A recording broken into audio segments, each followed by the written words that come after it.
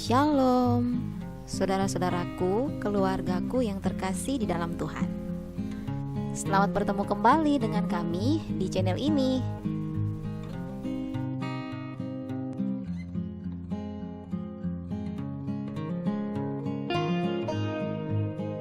Di video kami kali ini, kami mau membagikan kisah perjalanan pelayanan, bahkan kesaksian hidup keluarga hamba Tuhan yang berasal dari Desa Saimba, Kecamatan Mori Atas, Kabupaten Morowali, Sulawesi Tengah.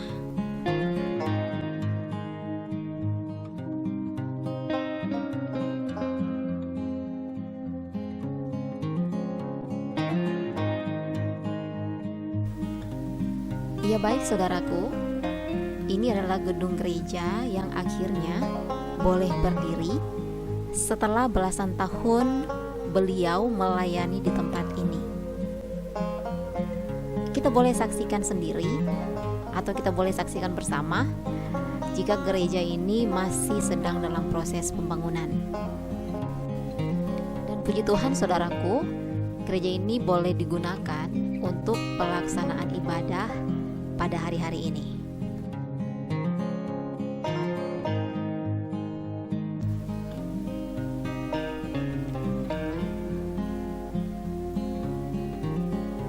Ya baik saudaraku, sesudah kami diberi kesempatan untuk mendokumentasikan gedung gereja yang sudah kita lihat tadi, sekarang kami diberi kesempatan untuk melihat atau berkunjung ke kediaman keluarga hamba Tuhan ini.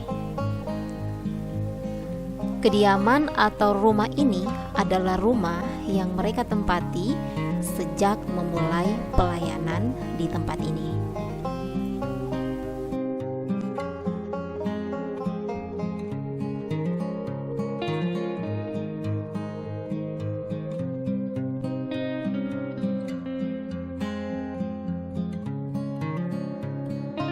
Baik saudaraku, dari hasil wawancara kami,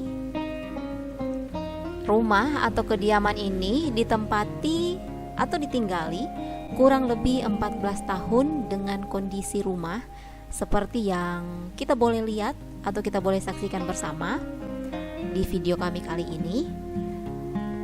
Dan kisah kehidupan pelayanan hamba Tuhan inilah yang akan kita simak dan saksikan bersama di video kami kali ini.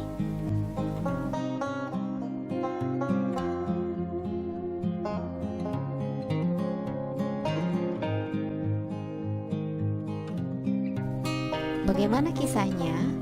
Mari kita simak dan saksikan bersama hasil wawancara kami dengan hamba Tuhan tersebut. Selamat menonton.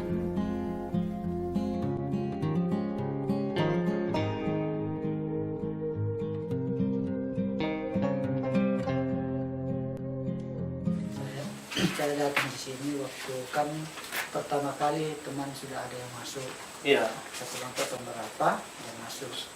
Tapi jemaat itu waktu itu ada 2 kakak dia layani. Iya. Ada 2 kakak dia layani. Nah, saat dia layani 2 kakak, dia tinggalkan karena ada sesuatu hal, mungkin karena pelayanan yang ditempati itu bagaimana kan. Dia pulang terus tahu dia pulang. Nah setelah dia pulang, saya lihat pelayan terlantar di sini, terlantar hampir 2 tahun atau 3 tahun itu terlantar. Saya punya kerinduan untuk datang melayani karena waktu itu saya masih pengerja. Nah, setelah pengerja saya datang ke sini melayani. Nah, waktu itu kami tetap 2 kakak itu yang kami layani. Karena kelamaan bertambah lagi, ada simpatisan juga masuk. Itu ya, simpatisan masuk sudah mulai ada 4 kakak, 5 kakak ke atas, sampai sekarang yang tahun ini ya, puji Tuhan sudah 10 kakak.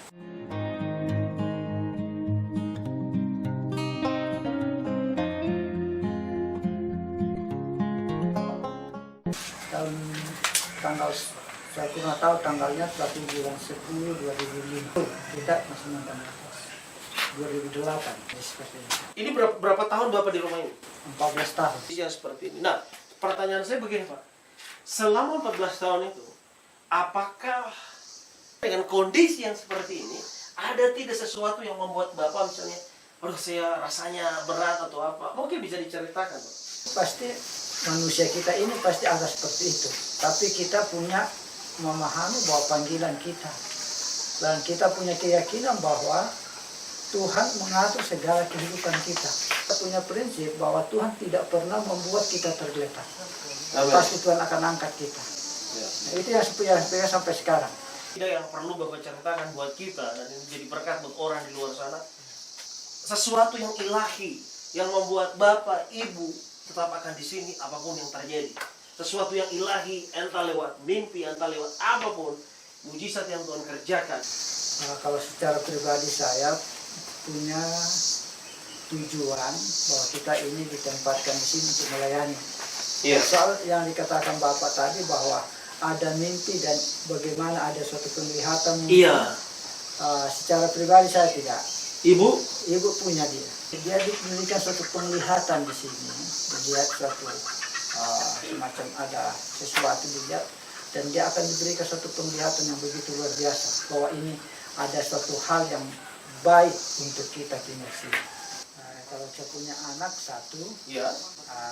kemenakan tua satu. Iya. Kapan mulai Tuhan mengubah, dalam artian ada berkat yang mulai mengubah Bapak Ibu? Tahun 2020 ke atas kita sudah mulai menikmati apa yang Tuhan berikan. 2020 baru Pak. Nah, kita melihat sekarang bagaimana betul-betul secara ekonomi kita hadapi selama ini bukan apapun, sedangkan kita katakanlah kita mau makan suka, tapi itulah kita punya keyakinan bahwa Tuhan tidak pernah membiarkan kita dan kami belajar apa yang Tuhan nyatakan, apa yang Tuhan berikan. Kami dengan kata lain bahasa sekarang kita berpadanan dengan apa yang Tuhan berikan. Bahkan selama pelayanan kita kembali ke belakang dulu, selama pelayanan waktu tahun 2005 Pak, kan sepunya jemaat dua, kan jemaat yang ada di Pombe itu, baptisan sekolah minggu banyak. Oke. Nah waktu itu kita pernah saya jalan kaki ke sana, hampir 3 kilo. Sekolah minggu jam 7, berarti kita sudah berangkat ke sekolah minggu jam 7. Sekolah minggu jam 7, berarti kami berangkat dari sini ke sana jam 6. Dan setelah itu ada hamba Tuhan berkati kita sepeda onteng lagi. Oke. Iya. Sepeda onteng kita pakai. Setelah itu Tuhan berkati lagi, diberikan orang motor. Puji Tuhan, disyukuri karena itu berkat Tuhan. Lalu Tuhan buka jalan. Mereka tidak punya kendaraan juga, sepeda juga. Kerinduan hati saya ini, bagaimana saya bisa jangkau sekolah minggu itu. Kekuatan ilahi lah katakan. Amin. Ada kekuatan ilahi yang diberikan kepada kamu. Kok bisa seperti itu? Mungkin ini ya, ada pengalaman yang Bapak ceritakan, satu kali kami di mana dengan istri, mungkin dengan anak, waktu mau makan kayak tidak mampu makan, lihat apa yang ada di meja, tapi dalam anugerah Tuhan itu bisa. Boleh cerita enggak sedikit pengalaman itu? Begini Pak, bahwa Tuhan itu atur segalanya. Karena waktu kami sekolah, ada teman saya dari Nias, di STT Tabernakel Lawang. Waktu itu teman-teman kami di sana, dari Nias, dari Sumatera dan teman-teman yang lain Jawa. Soal biasa itu yang kicuk. Sekolah itu dikarantinakan biasa itu hal seperti Iya. Jadi kita simpan, dia makan, dia baru dia olah jadi makanan. Waktu saya sampai sini juga olah seperti itu. Saya olah makanan itu, saya buat, saya bikin makan, jadi lauk. Kita olah dengan baik, kita jadikan lauk waktu itu untuk Tuhan, untuk melayani tempat Tuhan. Itu makan biasa? 3 kali sehari. Oke, 3 kali sehari. Pernah ada Bapak tidak punya apapun mau dimakan? Nah, kalau itu belum pernah. Tuhan menyediakan. Wow, ajaib. Mungkin ini juga perlu Pak diceritakan apa ya. Selama sekitar jadikan 7 tahun di sini, terus di rumah ini berdoa, bergumul bersama istri. Terus selama 7 tahun bagaimana Bapak bertahan, terus melihat keajaiban dari sepeda, motor, terus gereja yang Bapak tempati sekarang kan tidak mungkin langsung seperti itu. Itu pasti mungkin tidak juga terlalu bagus ya. Itu bagaimana ya? Apa yang membuat Bapak membangun gereja sedemikian besar? Padahal kalau dipikir kita tidak punya uang. Kira-kira boleh diceritakan? Kalau saya pikir soal kita membangun itu, saya punya ketetapan hati bahwa yang penting kita mau melakukan sesuatu untuk Tuhan, pasti Tuhan akan buka jalan. Oke. Nah, Tuhan pasti buka jalan karena begini punya iman bahwa marilah engkau lakukan apa yang engkau lakukan dan Tuhan akan lakukan apa yang Tuhan akan lakukan dalam hidup. Saat kita mau cerita, kita pertama kali membangun gereja, hampir juga mau selesai. Hampir mau selesai juga karena kita dulu pertama kali membangun gereja, kita hanya bikin tiang, Pak. Oke. Bikin tiang, lalu kita kasih naik, sudah ya, tapi kita sudah tempati ibadah hampir 1 tahun atau 2 tahun. Saat itu puting beliung datang dari tumpah. Oke, ini menarik. Puting beliung kasih rata ke gereja, angkat gereja itu. Gereja itu? Ya, sampai rata sampai tanah.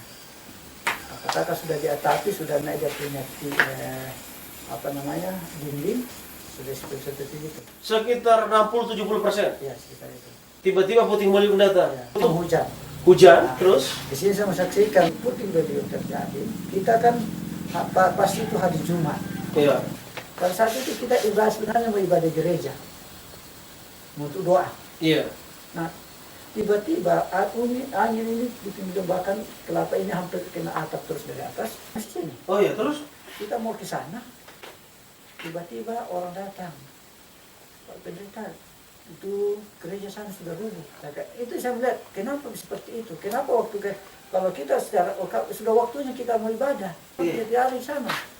Nah, saya tahu bahwa itu perlindungan Tuhan untuk melindungi kita, untuk menjauhkan kita dari segala mara bahaya. Karena saya yakin bahwa Tuhan masih mau pakai saya untuk pelayanan ke depan. Nah, apakah tidak ada pertanyaan, kenapa Tuhan tidak bisa melindungi gerejanya? Apakah tidak ada hal-hal yang seperti itu? Kenapa sih? Menurut Bapak itu bagaimana?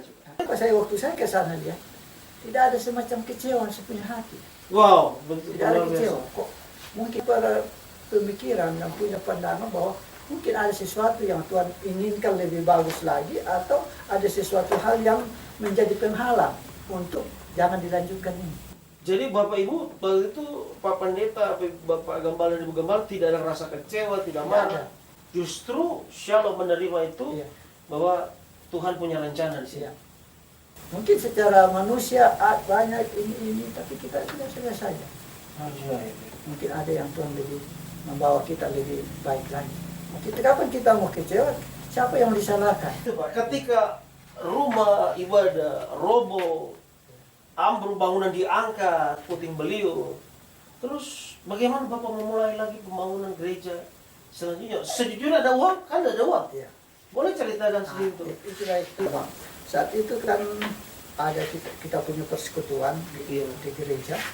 Kita sodorkan sampaikan kepada pengurus baik ke wilayah, daerah, pusat. Tidak ada gereja, apakah Bapak melanjutkan ibadah, tetap ibadah hari itu? Tetap kita ibadah. Kita bikin semacam pondok-pondok lah. Anak jemaat, ya itulah. Nanti kita akan lihat Tuhan bekerja membangun kembali. Bahkan ada rekan-rekan hamba Tuhan memberkati kita orang. Berkat Tuhan datang. Sekian untuk wawancara kami kali ini. Semoga kesaksian perjalanan pelayanan hamba Tuhan ini boleh memberkati kita semua. Terima kasih sudah menonton. Kita bertemu lagi di video selanjutnya. Tetap di channel ini untuk menyaksikan kelanjutan wawancara kami.